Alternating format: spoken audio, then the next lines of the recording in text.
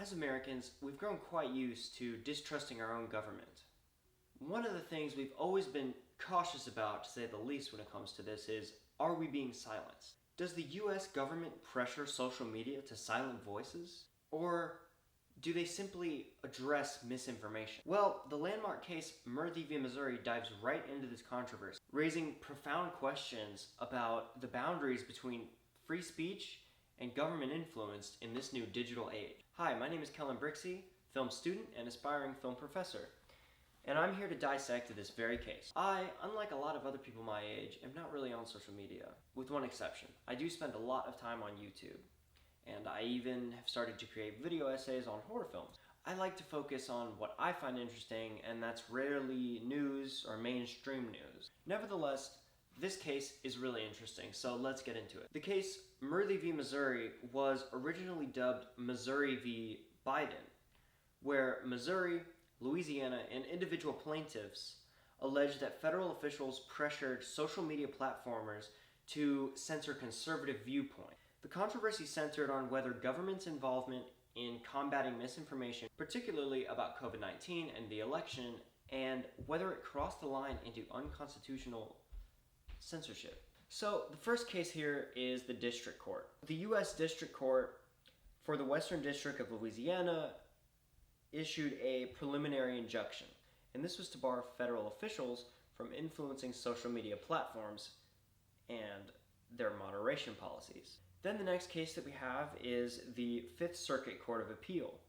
So after the district court, the Fifth Circuit both affirmed and in part reversed, finding evidence of coercion but narrowing the scope of injunction. The court held that the government's actions could be seen as coercive or significantly encouraging content moderation decisions.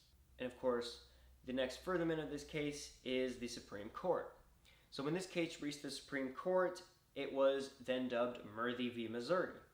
Now the court ruled 6-3 that the plaintiffs lacked Article 3 standing to seek an injunction. The further reason from these courts were that the plaintiffs could not demonstrate that their content was restricted due to government pressure rather than the platform's independent policies. Even the strongest plaintiff case lacked sufficient evidence to show that the government actions directly caused content moderation decisions. The dissenting opinions did argue, however, that the government's actions raised serious First Amendment concerns and warranted further judicial inquiry.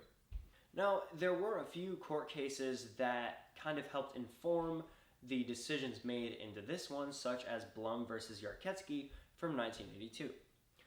This case established that private entities' actions can be attributed to the state only if the state exercises coercive power and provides significant encouragement. And then we also have Van Buren versus the United States, and this took place in 21. While not directly related, this case influences the remand of other cases involving digital platforms and government interaction, shaping the legal landscape for Murthy v. Missouri. In analyzing the ethical dilemmas surrounding this case, we find that we are faced with free speech versus public safety. On one side, governments have a moral obligation to combat misinformation that could harm public health or safety, especially during crises like a pandemic. On the other hand, pressuring private platforms to moderate content risks suppressing lawful speech, which of course undermines the right to free expression. Now, while social media platforms are private, they also play a central role in public information and discourse. So, should the First Amendment or misinformation be prioritized? Or is there perhaps a balance that can be struck? If we analyze this using philosophical frameworks, we can see what philosophers we've addressed earlier in this semester would say. So, first off, Kant's categorical imperative. Now, this would demand that actions be universal above all. Basically meaning government pressure to moderate content, if justified by combating misinformation, should be dealt fairly and consistently regardless of your political ideology.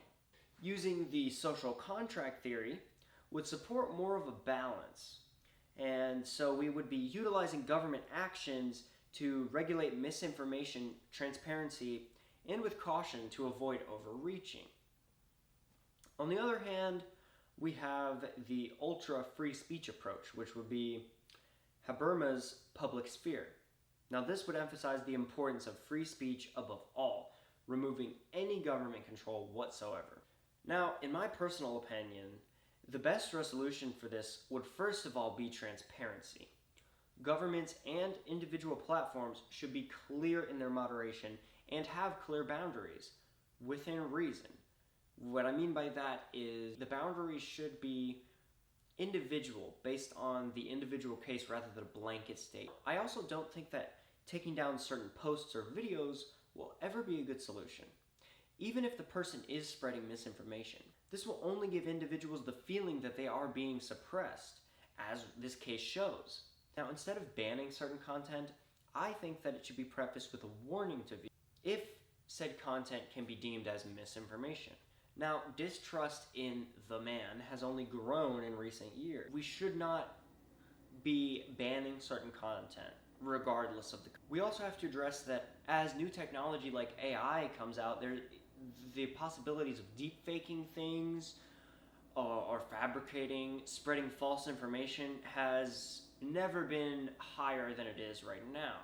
So rather than overmodulation and banning things just outright, the content should be deemed as such either by the individual platforms or the government and clearly stated as such.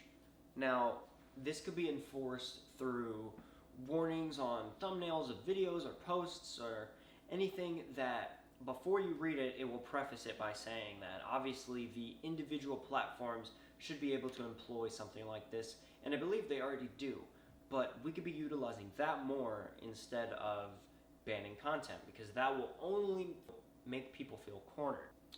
So, as someone who makes content on YouTube about horror films, it's important to know things like copyright infringement and how to make sure that my own content is lawfully and ethically produced. Overall, this course is extremely important in that regard of providing us with the necessary information that we need to make sure that we are doing everything morally, ethically, and lawfully.